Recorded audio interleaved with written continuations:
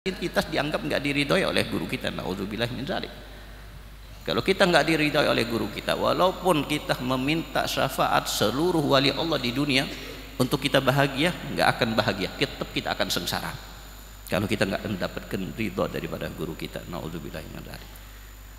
Ya, oleh karena itu biasakan untuk menjaga lisan kita dari perbuatan atau ucapan yang tidak baik. Jaga. Sangat mudah kalau dibiasakan, tergantung biasa. Bahkan kalau kita punya rasa sayang, kita punya rasa cinta kepada saudara kita, ini semuanya saudara kita. Nggak ada orang Yahudi di sini, nggak ada orang Nasrani di sini, di pondok pesantren ini. Bahkan akidahnya akidah yang sama, gurunya guru yang sama, jalannya jalan yang sama, thariqahnya thariqah yang sama. Mereka semuanya saudara kita. Mereka semuanya satu perjuangan dengan kita, semuanya tujuannya sama juga, mendapatkan ridho Allah, mendapatkan ridho Rasul sallallahu alaihi wasallam. Wa qala al-Imam Sya'rani rahimahullah wa nafa'ana bihi wa bi ulumihi fid dharain amin. Ila qawlihi wa kana Wahhab bin Munabbih rahimahullah ta'ala yaqul balaghana anna iblis la'anahu Allah ta'ala qala ya Rabb ama tara hubba ibadika lak wa ma'a zalika ya'sunak wa kasrata bughdihim li ma'a kasrati ta'atihim li fa'auha Allah ta'ala ila al-malaikah inni qad ghafartu lahum kasrata isyanihim li bimahabbatihim li wa tajawaztu an kasrati ta'atihim li iblis bi kasrati bughdihim lahu. Wahhab bin Munabbih, semoga beliau dan kita semuanya dirahmati oleh Allah Subhanahu wa taala. Beliau berkata, telah sampai kepada kami bahwasanya iblis mengatakan, wahai Tuhanku, bukankah Anda melihat cinta hamba-hamba Anda kepada Anda? Tapi dengan itu mereka melanggar dan bermaksiat kepada Anda. Dan melihat bagaimana bencinya mereka kepada aku, kepada iblis. Tapi mereka banyak yang taat kepada aku. Maka Allah berwahyu kepada malaikat-malaikat dan mengatakan bahwasanya aku mengampuni dosa-dosa mereka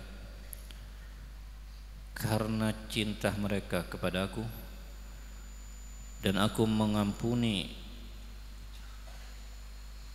daripada taatnya hamba-hambaku kepada iblis karena sebab bencinya mereka kepadanya. Wa kana Fudal bin Iyad rahimahu ta'ala yaqul inna iblis idza dhafira min ibni adam bi ihda salas qala la atlub minhu ghairaha ijabuhu bi nafsihi istiksaruhu amalahu nisyanuhu dzunubah. Berkata Fudal bin Iyad, semoga beliau dan kita semua dirahmati oleh Allah Subhanahu wa taala, bahwasanya iblis itu jika dia berhasil mendapatkan daripada manusia salah satu daripada tiga perkara, dia berkata tidak akan meminta selainnya kecuali hal tersebut. Pertama, ijabuhu binafsi, bangganya dia dengan dirinya. Wasiksaruhu amalah, menganggap banyaknya amalnya. Wanisyanu zunubah, dan melupakan dosa-dosanya. Wa fi riwayah bi ihda arba', yang lain mengatakan salah satu daripada empat perkara, wahya dengan tambahan ziyadatus siba, yaitu kenyang. Wa huwa a'dhamuha, dan kenyang itu yang paling dahsyat. Fa inna salasata tansha anhu, karena yang tiga itu sebabnya asal usulnya berasalnya darinya.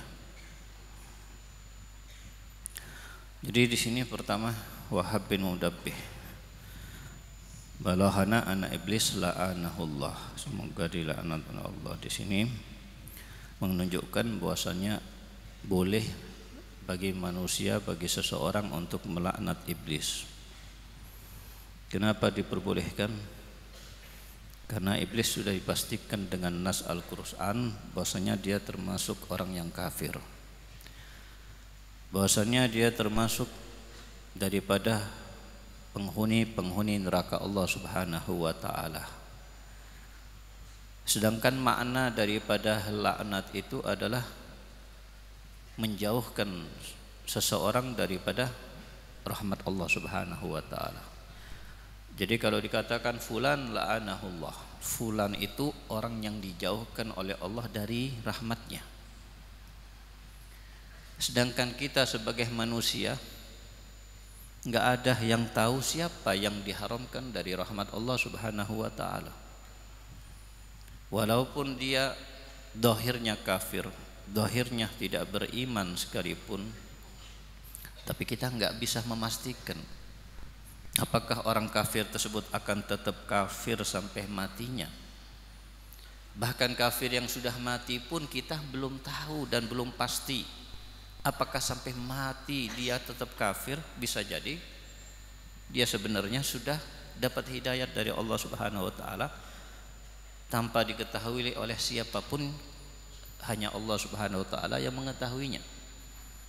Oleh karena itu kita enggak boleh untuk melaknat siapapun, termasuk orang kafir, kecuali yang sudah dipastikan oleh Allah Subhanahu wa taala matinya mati kafir, seperti iblis. Bahkan iblis pun masih ada, masih hidup. Yang dipastikan kafir oleh Allah binasil Quran adalah termasuk Fir'aun. Boleh aja seseorang mengatakan Fir'aun la'anahullah, Fir'aun la'anahullah, Fir'aun la'anahullah,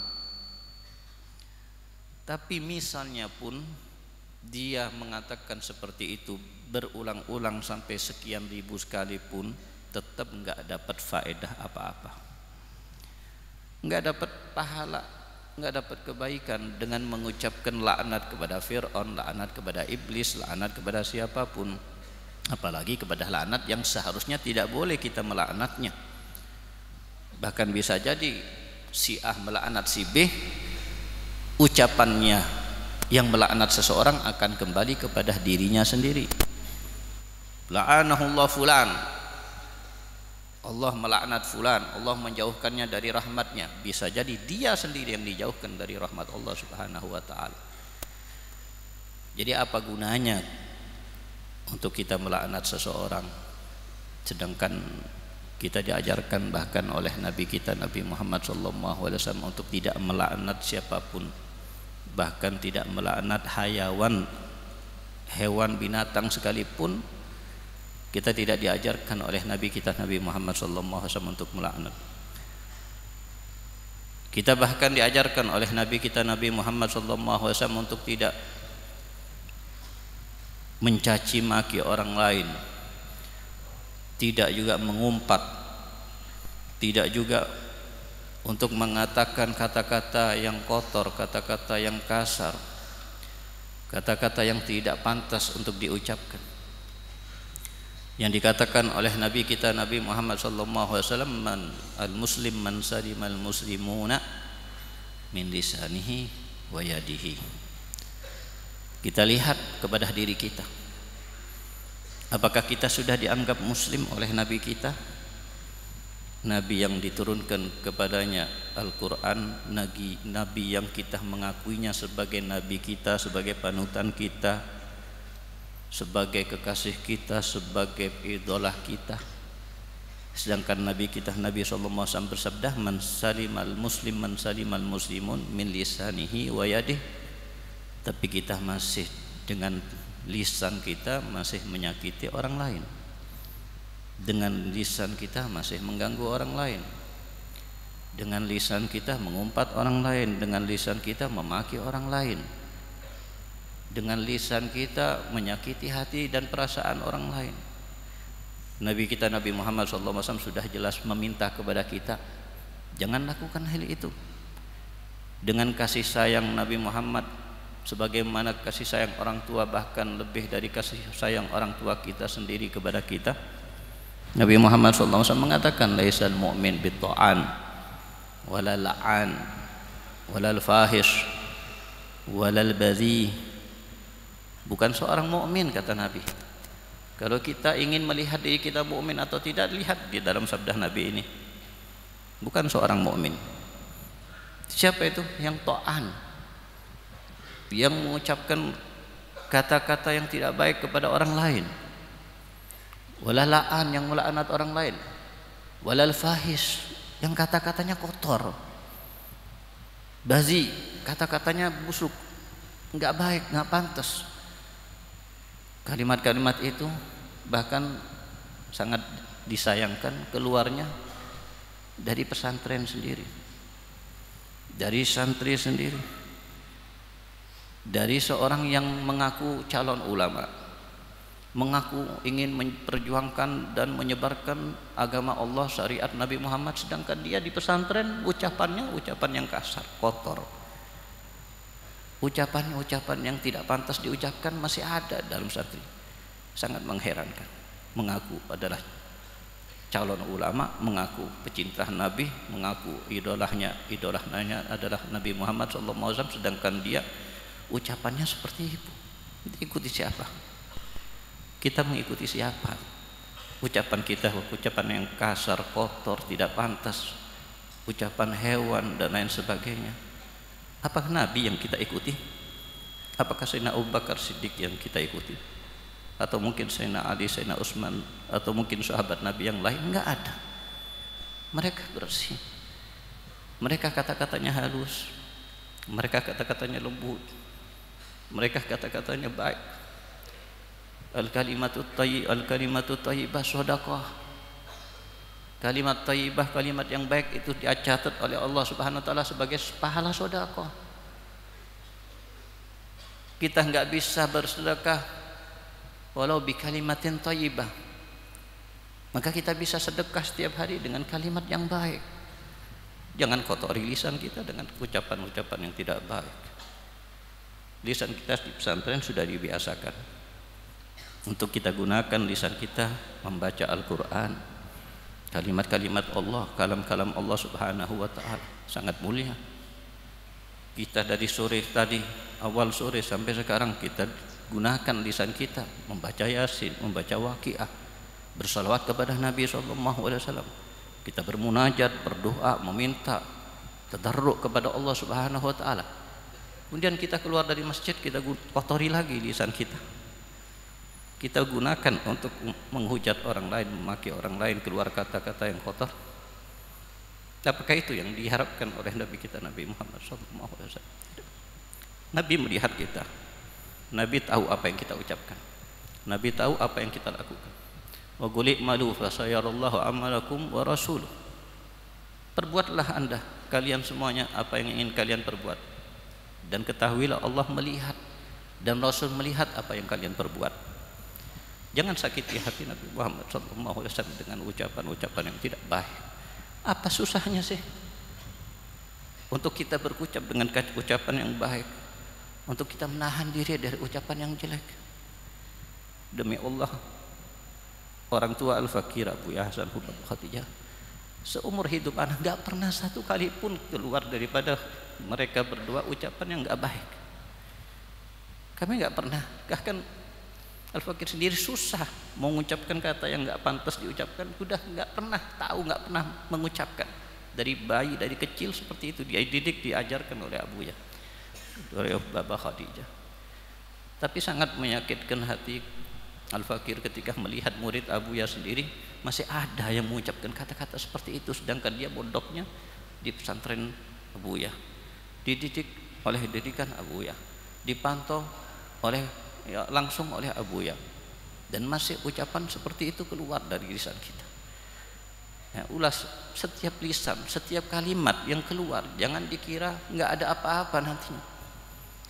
Itu akan jadi hisab nantinya. Mau kita dihisab per kalimat, itu hisab. 2 kalimat 2 hisab, 3 kalimat 3 hisab. Berapa kalimat kita keluarkan? Ma yalfidu min qaulin illa ladaihi raqibun atid. Tidak satu kalimat pun yang keluar dari lisan kita kecuali akan dihisab oleh Allah Subhanahu wa ta'ala.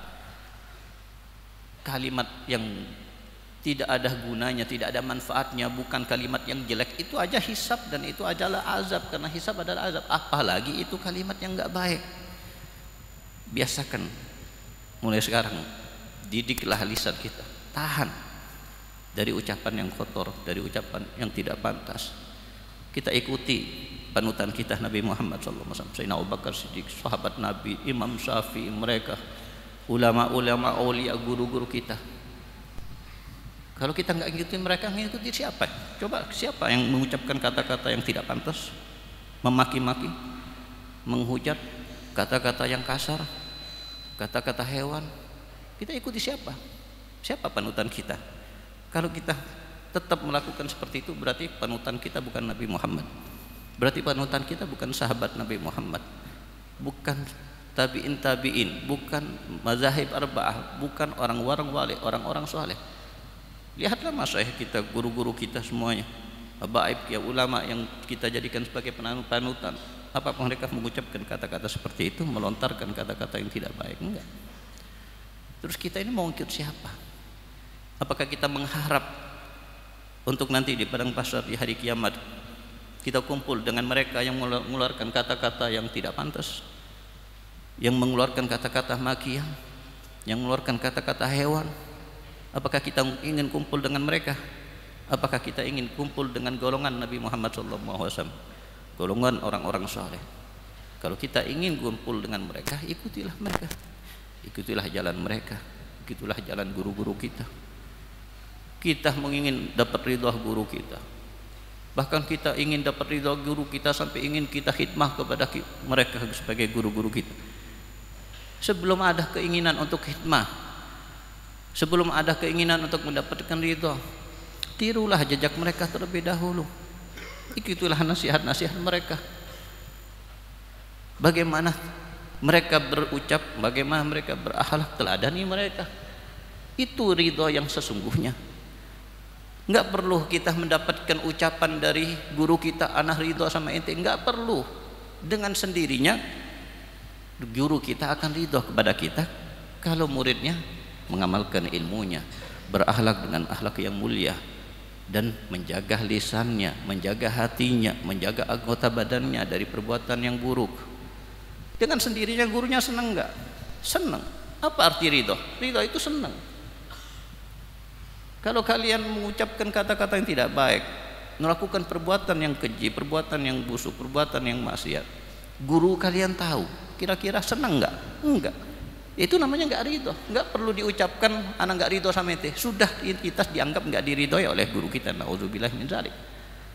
Kalau kita enggak diridhoi oleh guru kita, walaupun kita meminta syafaat seluruh wali Allah di dunia untuk kita bahagia, enggak akan bahagia. Tetap kita akan sengsara. Kalau kita enggak mendapatkan ridho daripada guru kita. Nauzubillah min dzalik. Ya, oleh karena itu biasakan untuk menjaga lisan kita dari perbuatan atau ucapan yang tidak baik. Jaga.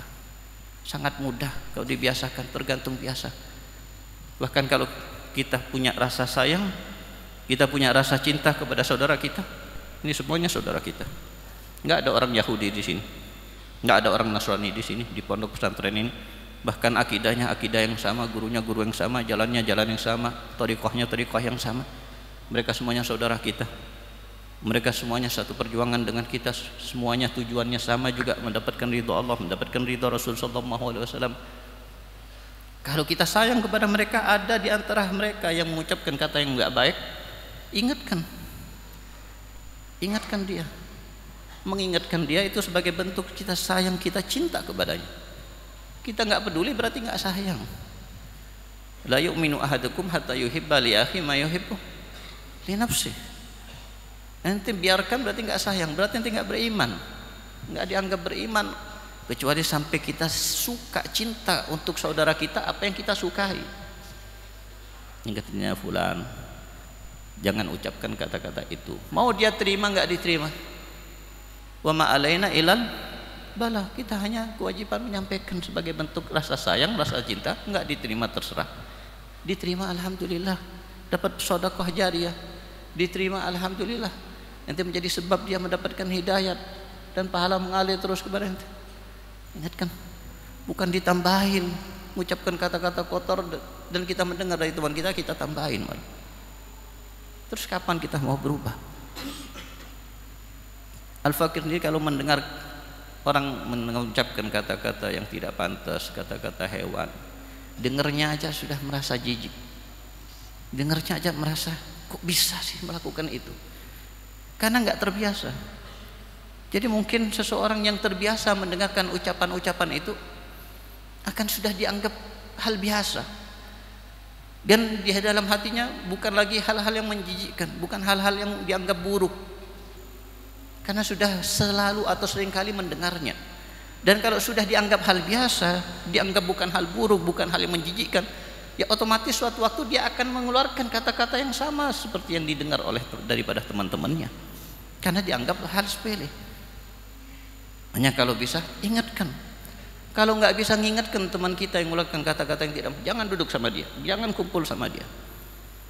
Kalau harus nggak bisa harus duduk sama dia, katakan dalam hati, kurang ajar, anak nggak suka dengan kata-kata itu, anak nggak bisa mengingatkan karena anak keadaan anak nggak memungkinkan untuk mengingatkan misalnya. Minimal bencilah dalam hatinya, bukan seakan-akan nggak terjadi apa-apa, akhir-akhir aja ngomong kotor dibiarkan. Apakah ini yang dianggap beriman? Man kana yu'minu billahi wal yawmil akhir falyakun khairan aw liyasmut. Katakan yang baik. Kalau nggak mau katakan yang baik, smut, diam, diam. Ini yang kita katakan, biasakan mulai sekarang. Dan tadi dikatakan oleh Wahab bin Munabbih tentang apa yang dikatakan oleh iblis. Iblis mengatakan kepada Tuhannya, yaitu kepada Allah, semua manusia, semua makhluk, bahkan semua Tuhannya satu, tidak ada Tuhan yang kedua, nggak ada Tuhan selain Allah. Cuma ada yang mengimani, ada yang nggak mengimani, ada yang mentaati, ada yang tidak taat sama Allah. Iblis makhluk yang beriman kepada Allah, tapi dia mengingkari apa yang diputuskan oleh Allah Subhanahu wa taala. Iblis merasa bahwasanya keputusan Allah memerintahkan dia untuk sujud kepada Nabi Adam itu keputusan yang salah. Itu kafirnya iblis. Menganggap Allah salah memerintahkan dia untuk sujud kepada Nabi Adam. Dia merasa lebih baik daripada Nabi Adam. Kenapa Nabi disuruh untuk sujud? Menganggap keputusan Allah, takdir Allah salah, itu kafir. Hati-hati. Ketika kita melihat hujan turun, kemudian kita mengatakan hujan lagi, ini nggak pas hujannya ini salah Allah menurunkan hujan saat ini. Kafir. Berarti yang menurunkan hujan siapa? Allah. Yang menakdirkan hujan di saat itu siapa? Allah. Yang mengingatkan itu adalah Allah. Nanti menganggap keputusan Allah salah, tidak baik, kafir. Sama seperti iblis mengatakan bahwasanya keputusan Allah merintahkan dia untuk sujud salah, kafir. Semua keputusan Allah adalah baik, semua keputusan Allah Subhanahu wa taala benar, nggak ada salah daripada Allah. Maka di situ iblis mengatakan kepada Allah Subhanahu wa taala, wahai Tuhanku, Engkau mengetahui, lihatlah bagaimana hamba-hamba kamu cinta kepadamu. Masing-masing kita mengaku kita nggak tahu cinta sesungguhnya apa enggak. Mengaku cinta sama Allah. Nanti cinta sama Allah. Kalau ditanya saudara kita semuanya, nanti cinta sama Allah, nggak ada yang bilang benci sama Allah. Tapi hakikat cinta sebenarnya kita nggak tahu. Maka iblis mengatakan, bagaimana hamba-hamba Engkau ya Allah mencintaimu dan membenciku, membenci setan, membenci iblis. Kita semuanya nggak ada yang mengatakan wah anak cinta sama iblis, nggak ada, benci semuanya. Tapi katanya iblis, kenapa kok hambamu itu yang cinta kepadamu tapi melanggar perintahmu? Hamba-hambamu yang benci kepadaku tapi taatnya sama aku, cintanya sama Allah tapi larangan-larangan Allah diterjang, kewajiban-kewajiban ditinggalkan. Allah mengatakan ini tinggalkan, tetap dilakukan, ini lakukan, tetap ditinggalkan. Iblis yang sudah jelas-jelas makhluk Allah yang dilaknat, iblis yang jelas-jelas masuk neraka Allah, iblis yang jelas-jelas menjadi musuh manusia, dan itu diabadikan dalam Al-Quran, tapi tetap kita taat kepada iblis. Ini disampaikan oleh iblis kepada Allah Subhanahu wa taala. Tapi Allah Subhanahu wa taala, bagaimana sayangnya Allah kepada kita, bagaimana sayangnya Allah kepada hamba-hambanya. Kalau Allah nggak sayang, oh semuanya celaka itu yang benci kepada kamu tapi taat sama kamu, mengaku cinta kepadaku tapi maksiat kepadaku, anak celakain semuanya, nggak ada satupun yang selamat kalau Allah nggak rahmat sama hamba-hambanya. Tapi Allah rahmatnya bagaimana kepada hamba-hambanya? Apa yang dikatakan Allah lewat malaikat-malaikat Allah Subhanahu wa taala? Sampaikan kepada mereka. Mereka hamba-hambaku yang cinta kepadaku, walaupun mungkin mereka maksiat kepadaku, berkat cintanya mereka kepadaku, aku ampuni dosanya. Mereka hamba-hambaku yang benci, yang katanya benci kepada iblis, tapi taatnya kepada iblis. Karena sebab bencinya dia kepada iblis, anak ampuni dosa-dosanya dia. Ini rahmatnya Allah Subhanahu wa taala. Dan semoga kita semuanya insyaallah diberikan oleh Allah Subhanahu wa taala rahmatnya yang luas, diberikan oleh Allah Subhanahu wa taala iman yang kuat, istiqomah fi kulli khair, diberikan hati yang bersih. Dengan hati yang bersih, ucapan pun menjadi ucapan yang bersih, dan jaga seluruh anggota badan kita dari perbuatan yang keji, dari perbuatan yang busuk, dari perbuatan yang enggak pantas. Dan semoga kita diberikan oleh Allah inayah khassah, perhatian khusus dari Nabi Muhammad SAW, dan diberikan oleh Allah Subhanahu wa taala kecintaan kepada Nabi Muhammad, cinta yang kuat kepada Nabi Muhammad, yang menghalangi kita dari perbuatan maksiat, yang menghalangi kita dari perbuatan yang tidak pantas, yang menghalangi kita dari perbuatan yang menyakiti hati Nabi Muhammad. Dijauhkan insyaallah dari itu semuanya karena kecintaan kuat di dalam hati kita kepada Nabi Muhammad SAW. Dan kita semoga insyaallah termaktub dan tertulis sebagai manusia yang paling banyak mendapatkan bagian daripada syafaat Habibana Muhammad SAW, yang di bawah bendera Nabi Muhammad di padang mahsyar, yang bisa insyaallah mencium tangan beliau yang mulia, dan bisa menatap wajah beliau yang tampan, wajah beliau yang bersinar. Dan semoga kita insyaallah mendapatkan anugerah berjumpa dengan Nabi Muhammad SAW di dunia kita, sebelum di barzakh kita, sebelum di akhirat kita. Ala hadiniyah kuliah salihah jami'ah syamilah li khairi dunya wal akhirah ila hadratin Nabi Sayyidina Muhammad sallallahu alaihi wasallam. Sira aswaril Fatihah.